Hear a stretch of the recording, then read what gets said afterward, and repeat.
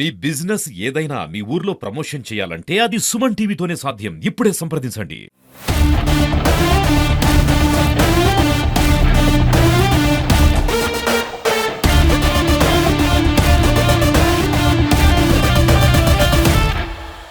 Hi hello నమస్తే, welcome to Suman TV. నేను మిమ్మల్ని.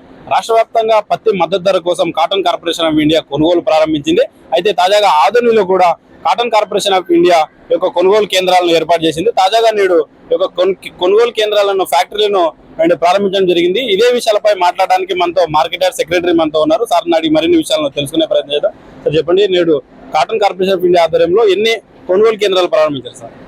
ఈరోజు కాటన్ కార్పొరేషన్ ఇండియా ద్వారా కొనుగోలు ప్రారంభాలు రెండు ప్రారంభించినాము.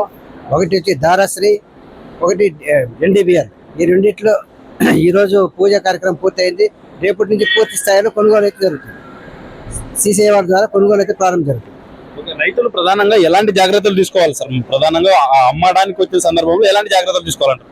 ప్రతి రైతుకు నేను చేసే విజ్ఞప్తి ఏమనగా, ప్రతి రైతు కపాస్ కిసాన్ యాప్లో బుక్ చేసుకొని, స్లాట్ బుక్ చేసుకొని, ఆ సంబంధిత తేదీకి తెచ్చి ప్లస్ 8 నుంచి 12% లోపల తేమ శాతం ఉండేట్టుగా దాన్ని ఆరబెట్టుకొని తెస్తే యాక్చువల్గా అయితే ఎంఎస్పి ధరలకు అందేదానికి అవకాశం ఉంటుంది. కాబట్టి ఈ సూచనలన్నీ వాళ్ళు పాటించాల్సిందిగా నా మనవి. అంటే ప్రతి సంవత్సరం వింటూనే ఉన్నాం సార్, అంటే వార్తాపత్రికలు వార్తలు కూడా వస్తున్నాయి. అంటే ఈ యొక్క దళారీ వ్యవస్థ ద్వారా రైతులు నష్టపోతున్నారు, సీసీఐ కూడా నష్టపరుస్తున్నారు అనే విమర్శలు వస్తున్నాయి. ఈసారి ఎలాంటి కట్టడి చర్యలు తీసుకోబోతున్నారు? దళారీ వ్యవస్థ ఉండకూడదనే కదా డైరెక్ట్ గా రైతు అమ్ముకోవాలనే కదా ఇది పెట్టింది. యాక్చువల్గా ఈసారి పెట్టిన కపాస్ కిసాన్ యాప్ పెట్టింది. రైతు స్వయంగా దాన్ని స్లాట్ బుక్ చేసుకుని రైతే స్వయంగా అమ్ముకోవాలనేది పెట్టింది. కాబట్టి ప్రతి రైతు కూడా దళారీని నమ్మద్దండి, స్వయంగా వచ్చి మీరే వచ్చి అమ్ముకోండి. ప్లస్ అట్లా దళారీ వ్యవస్థ కన్నా ప్రోత్సహించేట్టు మా దృష్టికి వస్తే వాళ్ళపైన కఠిన చర్యలు తీసుకునేదానికి ఉన్నతాధికారులకు విన్నపాన్ని పంపించడం జరుగుతుంది. అంటే రైతులకు యొక్క కాటన్ అమ్ముకునే సందర్భంలో ఎన్ని రోజుల లోపు ఈ యొక్క నగదును ఖాతాల్లోకి బదిలీ అవుతాయి సార్? ఇది సీసీఐ వారికి సంబంధించిన విషయము. యాక్చువల్గా అయితే 1 వారం లోపల అందుతుందని సీసీఐ వారు చెప్పింది. దాని ప్రకారం నేను మీకు చెప్తాను. చివరికి ఏం చెప్తారు సార్ రైతులను ఉద్దేశించి మార్కెట్ యార్డ్ సెక్రటరీగా ఏం చెప్తారు రైతులు? నేను చెప్పే విన్నపం ఏమంటే, దళారీ వ్యవస్థను నమ్మద్దండి, డైరెక్ట్ గా వచ్చి మీరే అమ్ముకోండి.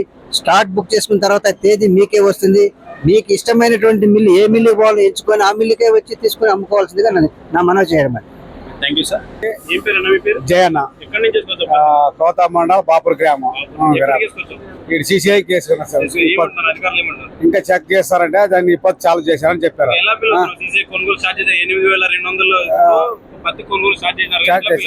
అదే 8 అంటే పోతే బాగుంటుందని అనుకుంటాం. పత్తి మంచిదే, చార్జ్ మంచిదే.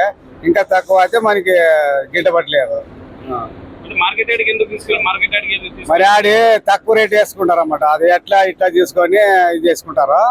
దానికోసమే సీసీఐ అంటే మేము డైరెక్ట్ వస్తుంది కదా, ఏం పట్టుకున్నా లేదో తీసుకున్నా లేదో, దానికోసమే ఇటు వేసుకుని వస్తుంటారు. జయన్న. ఇది మార్కెట్ యార్డ్ సెక్రటరీ మాట్లాడుతూ, దళారీ వ్యవస్థ లేకుండా దళారీ వ్యవస్థను కట్టడి చర్యల కోసమే సీసీఐను ఏర్పాటు చేశాము. రైతులకు మద్దతు ధరతో ఈ యొక్క సీసీఐ కొనుగోలు అయితే ప్రారంభ కొనుగోలు కేంద్రాలు ఏర్పాటు చేశామని చెప్తున్నారు.